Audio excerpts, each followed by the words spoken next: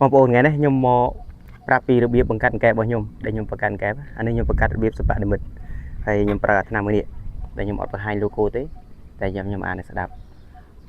ថ្នាំនេះឈ្មោះ LAOL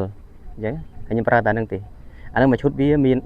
10មួយឈុតវាមាន10 10អំពូលមួយអំពូលនេះយើងប្រើ5គូ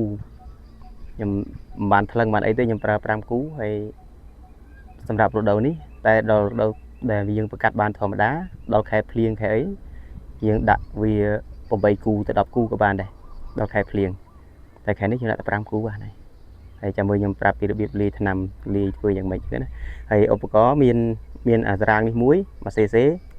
ហើយនឹងសេរ៉ូមប្រៃអាសេរ៉ូមប្រៃនេះអាដបទូចក៏បានហើយអាពូលទូចនោះក៏បានដែរគឺទៅប្រាប់គេនៅកន្លែងលក់ថ្នាំទៅមានហើយសេរ៉ូមប្រៃតែ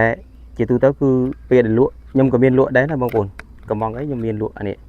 មានប្រអប់របស់វាតែខ្ញុំមិនដាក់ប្រអប់ទេព្រោះខ្លាចក្រុមហ៊ុន Facebook វាចាប់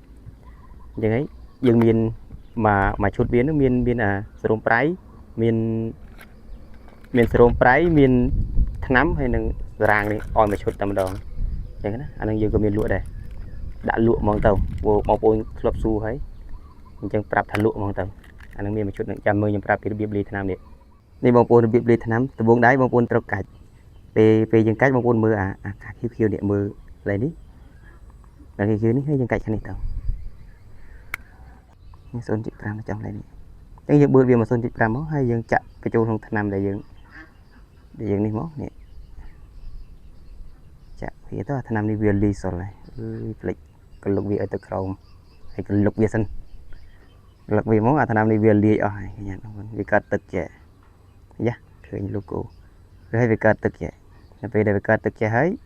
យើងបឺតមកវិញមកហើយយើងយកទៅចាក់អញ្ចឹងណាបងប្អូន